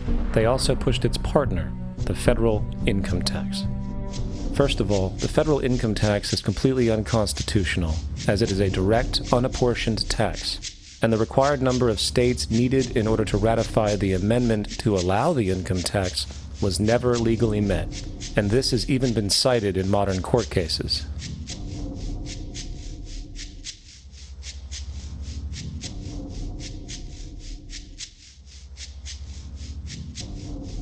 Second, at the present day, roughly 25% of the average worker's income is taken from them via this tax. That means you work 3 months out of the year to fulfill this tax obligation. And where does that money go? According to the Grace Commission report of the 1980s, 100% of what is collected is absorbed solely by interest on the federal debt and by federal government contributions to transfer payments. In other words, all individual income tax revenues are gone before 1 nickel is spent on the services which taxpayers expect from their government. Today, the money Americans make working 3 months out of the year goes almost entirely to the interest fees charged for the debt-based fiat currency. The fact is, the federal income tax exists to feed the Federal Reserve federal government money machine, making sure the interest payments are always there. And third, even with the government claim as to the legality of the income tax, there is still evidently no statute, no law in existence that requires you to pay this tax. I really expected that, of course there's a law that you can point to in the law book, the code, that requires you to file a tax return. Of course there is. I was at that point where I couldn't find the statute that clearly made a person liable, at least not me and most people I know. And I had no choice in my mind except to resign. Based on the research that I did throughout the year 2000 and that I'm still doing, I have not found that law. I've asked Congress, we've asked a lot of people in the IRS commissioners, helpers. They can't answer, because if they answer, the American people are going to know that this whole thing is a fraud. I haven't filed an federal income tax return since I left. I have not filed a tax return since 1999. Now, the control of the economy and the manipulation of society for the vested financial powers is only a part of the game being played. Another level is the business of war. Since the inception of the Federal Reserve in 1913, a number of large and small wars have commenced. The three most pronounced might be World War I, World War II, and Vietnam. World War I. In 1914, European wars broke out centered around England and Germany. The American public wanted nothing to do with the war. In turn, President Woodrow Wilson publicly declared neutrality. However, under the surface, evidence now shows that the financial powers behind the administration were looking for any excuse it could to enter it. It is important to understand that one of the most lucrative things that can happen for the bankers is war, for it forces the country to borrow even more money at interest, not to mention the profits generated through the financing of military production. In the words of two-time Congressional Medal of Honor winner Smedley D. Butler, war is a racket. It always has been. It is possibly the oldest, easily the most profitable, surely the most vicious. It is the only one international in scope, and it is the only one in which the profits are reckoned in dollars and the losses in lives. Woodrow Wilson's top advisor and mentor was Colonel Edward House, a man found to have intimate connections with the financial interests of the time. In a conversation with Colonel House, Wilson's advisor, and Sir Edward Grey, the Foreign Secretary of England, regarding America and the war, Grey inquired, "What will America do if Germans sink an ocean liner with American passengers on board?"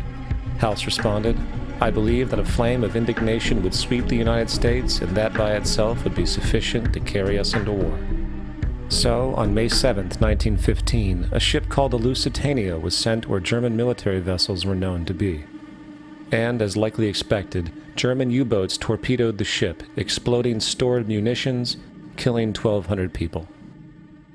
To further understand the obvious anticipation of this setup, the German embassy actually put advertisements in the New York Times telling people that if they boarded the Lusitania, they did so at their own risk, as such a ship sailing from America to England through the war zone would be liable to destruction. In turn, and as anticipated, the sinking of the Lusitania caused a wave of anger among the American population, and America entered the war a short time after. Major General Smedley D. Butler summarizes the monetary reality of World War I.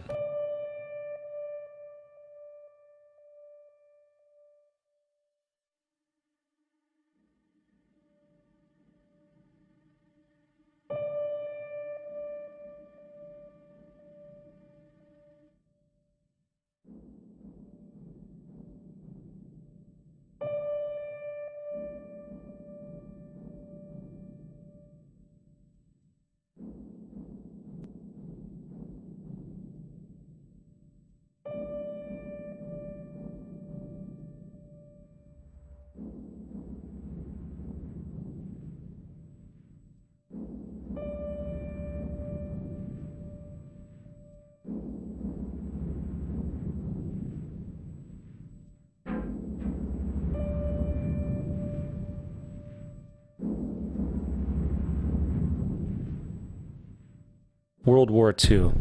On December 7, 1941, Japan attacked the American fleet at Pearl Harbor, triggering U.S. entry into that war.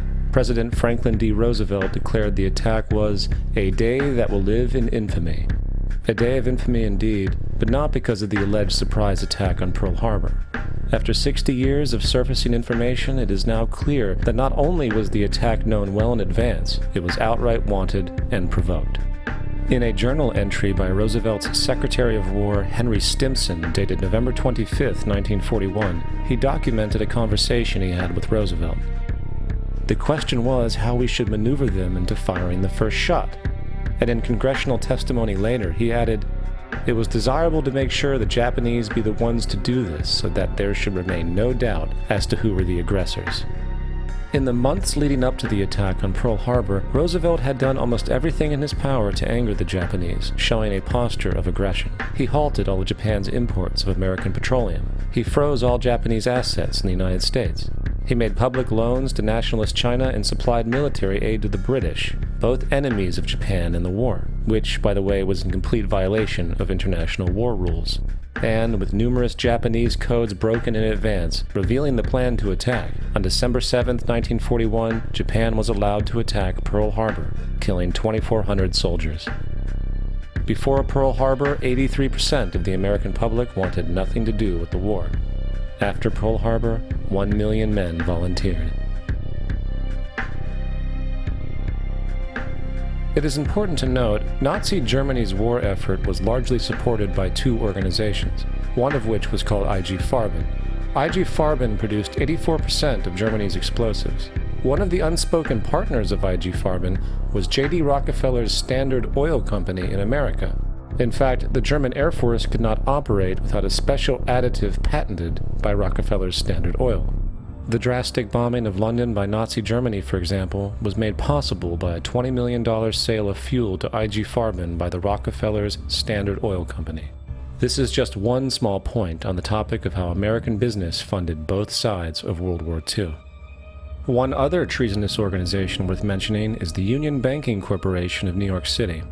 Not only did they finance numerous aspects of Hitler's rise to power, along with actual materials during the war, it was also a Nazi money laundering bank, which was eventually exposed for having millions of dollars of Nazi money in its vaults. The Union Banking Corporation of New York was eventually seized for violations of the Trading with the Enemy Act. Guess who the director and vice president of the Union Bank was? Prescott Bush, the father and grandfather of former U.S. Presidents George W. Bush and George H.W. Bush. Vietnam.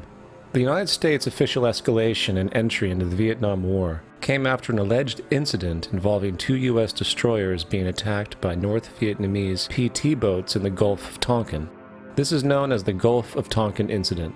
This situation was the catalytic pretext for massive troop deployment and full-fledged warfare. One problem, however, the attack on the U.S. destroyers by Vietnamese PT boats never happened. Former Secretary of Defense Robert McNamara stated years later that the Gulf of Tonkin incident was a mistake, while classified documents released years later show that it was a farce, manipulated for the purposes of war. And once in the war, it was business as usual. In October 1966, President Lyndon Johnson lifted trade restrictions on the Soviet bloc, knowing full well that the Soviets were providing upwards of 80% of North Vietnam's war supplies. Consequently, the Rockefeller interests financed factories in the Soviet Union, which the Soviets used to manufacture military equipment and send to North Vietnam. However, the funding of both sides in this conflict was only one side of the coin. In 1985, Vietnam's rules of engagement were declassified. This detailed what American troops were and were not allowed to do in the war. It included such absurdities as North Vietnamese anti-aircraft missile systems could not be bombed until they were known to be operational. No enemy could be pursued once they crossed the border of Laos or Cambodia. And most revealing of all, the most critical strategic targets were not allowed to be attacked unless initiated via high military officials. Apart from these illogical limitations, North Vietnam was informed of these restrictions and therefore could base entire strategies around the limitations of the American forces. This is why the war went on for so long. And the bottom line is this: the Vietnam War was never meant to be won, just sustained. This war for profit and resources resulted in 58,000 American deaths and 3 million dead Vietnamese. So, where are we now? September 11th was the jumpstart for a hegemonic agenda, enabling the possibility of constant global warfare. It was a staged war pretext, no different than the sinking of the Lusitania, the provoking of Pearl Harbor, and the Gulf of Tonkin lie. In fact, if 9/11 wasn't a planned war pretext, it would be an exception to the rule. It has been used to launch two unprovoked illegal wars, one against Iraq and the other against Afghanistan. However, 9/11 was a pretext for another war as well. The war against you. The Patriot Act, Homeland Security, the Military Tribunals Act, and other legislations are all completely designed to destroy your civil liberties and protect those in power. Currently in the United States, unannounced to most Americans, your home can be searched without a warrant, without you being home. You can in turn be detained indefinitely with no charges revealed to you, no access to a lawyer, and legally tortured, all under the suspicion that you might be a terrorist. If you need a painted picture of what is happening, let's recognize how history repeats itself. In February 1933, Hitler staged a false flag attack, burning down his own German parliament building, the Reichstag, blaming it on communist terrorists. Within the next few weeks, he passed the Enabling Act, which completely eradicated the German Constitution, destroying people's liberties. He then led a series of preemptive wars, all justified as necessary to maintaining homeland security.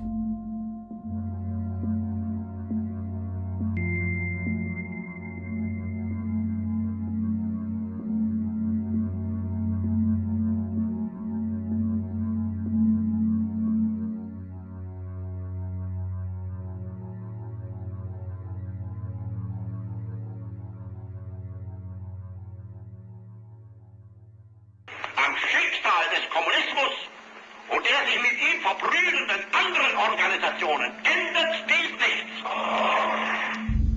Our enemy is a radical network of terrorists and every government that supports them. It's time to wake up. The people in power go out of their way to make sure you are perpetually misled and manipulated. The majority's perception of reality, especially in the political arena, is not their own. It is shrewdly imposed upon them without them even knowing it. For example, the public at large now believes the invasions of Iraq and the Middle East, along with the resulting instability, are the consequences of political and military mistakes. What the public fails to see, of course, is that the destabilization of the Middle East is exactly what the Western interests want. This war is to be sustained so the region can be divided up, domination of the oil maintained, continual profits reaped for defense contractors, and most obviously, permanent military bases established to be used as launching pads against other oil-bearing, non-conforming countries, such as Iran.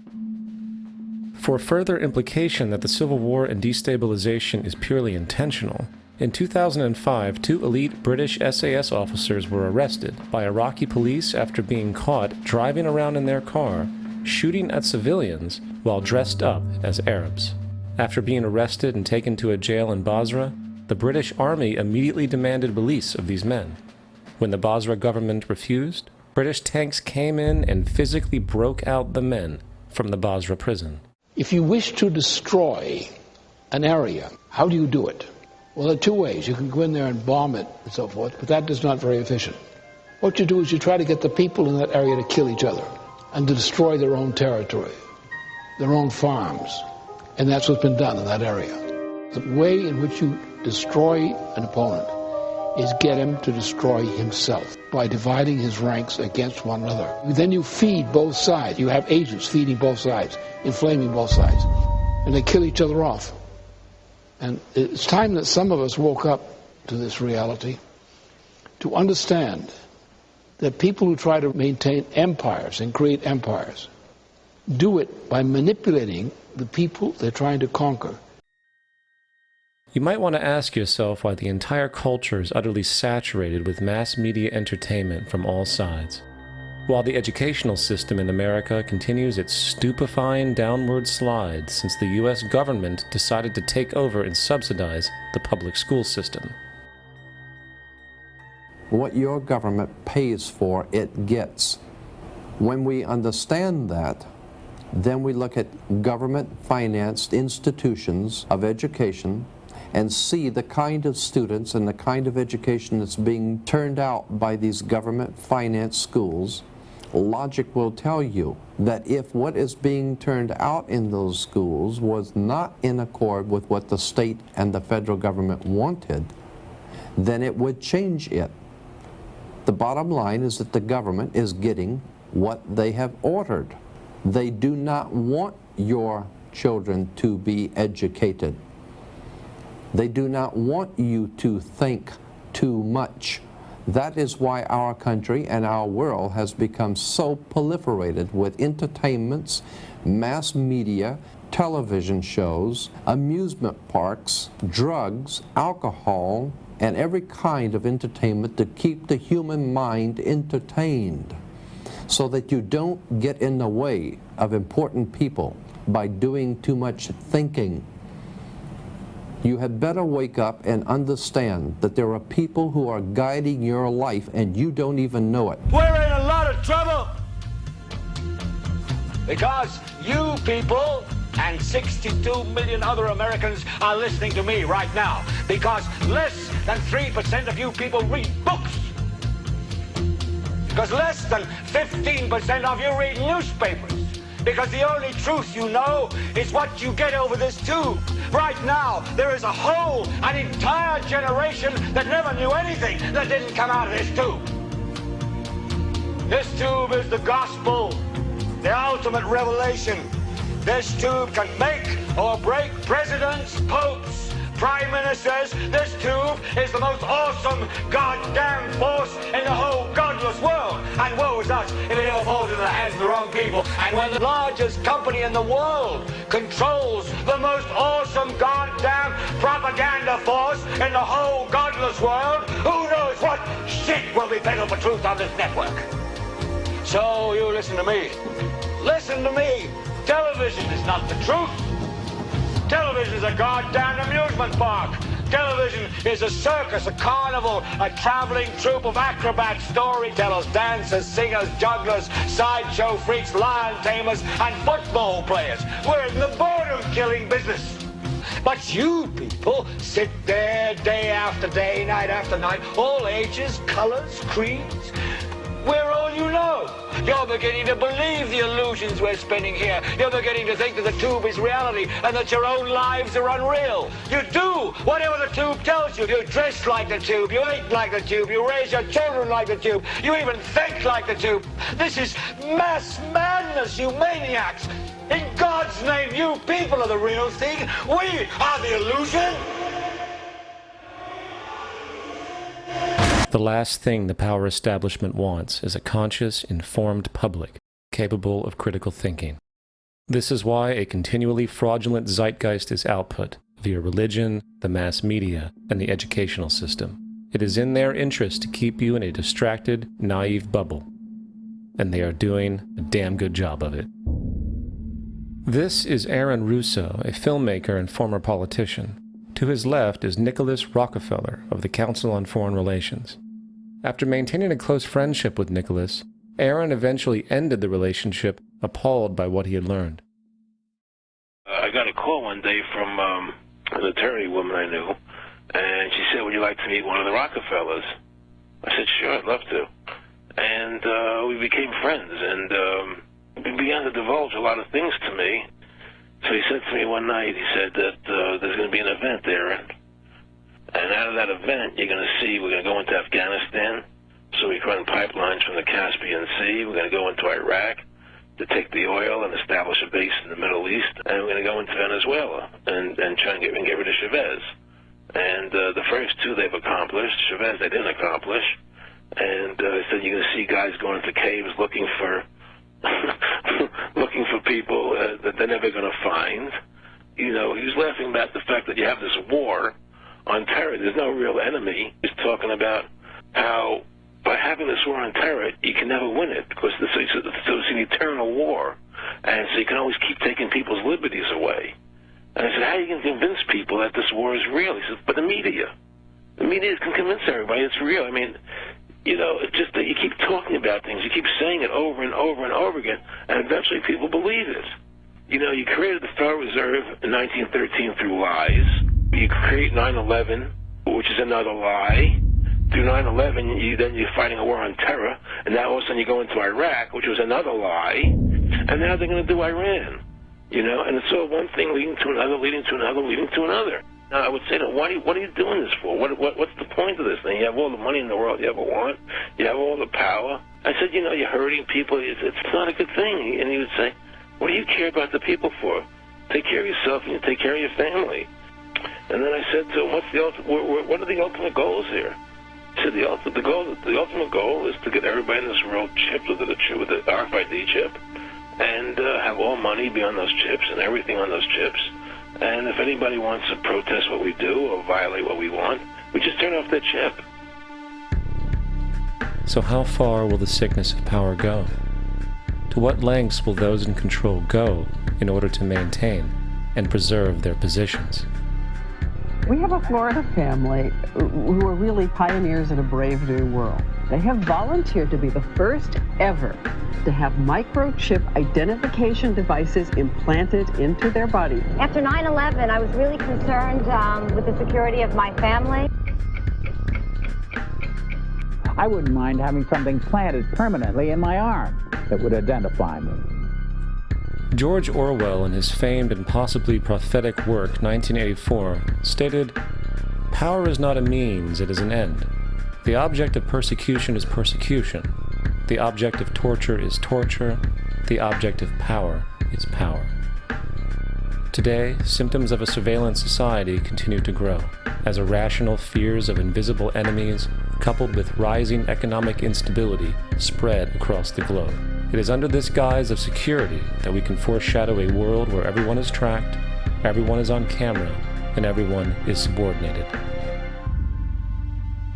The most incredible aspect of all, such totalitarianism would likely not be forced upon the people, rather the people will demand it. For the social manipulation of society through the generation of fear and division has completely inhibited the culture. Religion, patriotism, race, wealth, class, and every other form of arbitrary separatist identification and thus conceit has served to create a controlled population, utterly malleable in the hands of the few. Divide and conquer is the motto, and as long as people continue to see themselves as separate from everything else, they lend themselves to being completely enslaved. However, if the people ever realize the truth of their relationship to nature, and the truth of their personal power to effect change, the entire manufactured zeitgeist that's preyed upon would collapse like a house of cards.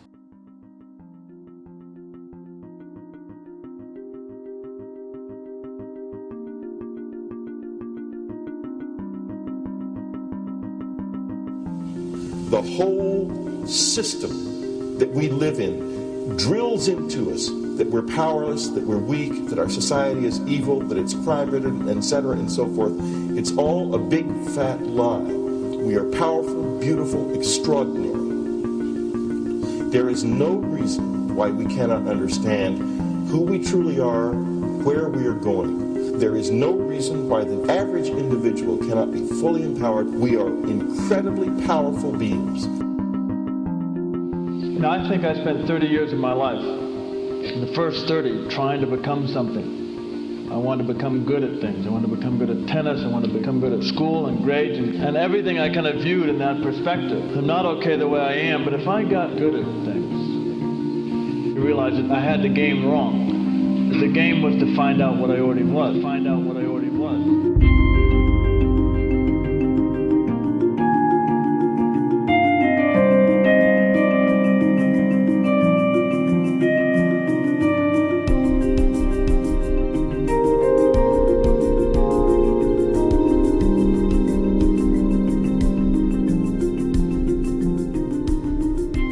Now, in our culture, we've been trained for individual differences to stand out.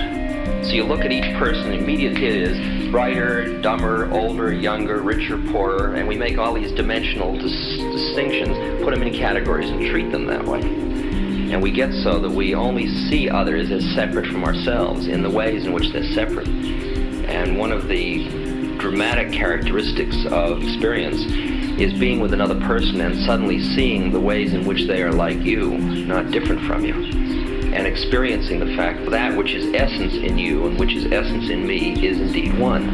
The understanding that there is no other. It is all one.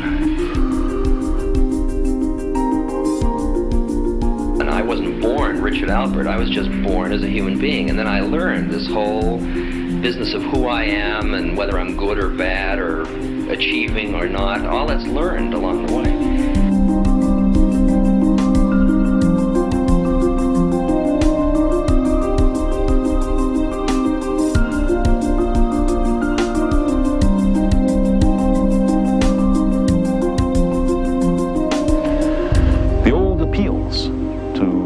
racial, sexual, and religious chauvinism to rabid nationalist fervor are beginning not to work. A new consciousness is developing which sees the earth as a single organism and recognizes that an organism at war with itself is doomed.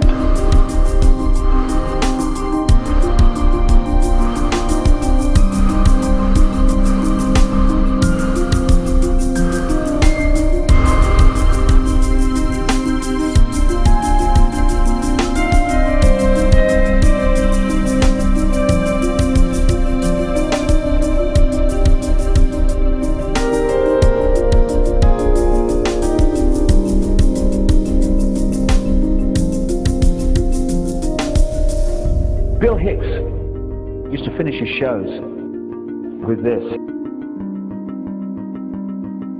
Life's like a ride in an amusement park. And when you go on it, you think it's real, because that's how powerful our minds are. And the ride goes up and down and round and round. It has thrills and chills, and it's very brightly colored. And it's very loud, but it's fun for a while. Some have been on the ride for a long time, and they begin to question, is this real, or is this just a ride? And other people have remembered, and they come back to us and they say, hey, don't worry. Don't be afraid ever, because this is just a ride. And we kill those people. Shut him up. I've got a lot invested in this ride. Shut him up. Look at my furrows of worry. Look at my big bank account and my family. This has to be real. It's just a ride. But we'll kill those good guys who try and tell us that. You ever notice that? And let the demons run amok? But it doesn't matter, because it's just a ride, and we can change it anytime we want. It's only a choice. No effort, no work, no job, no savings of money. Just a choice right now between fear and love.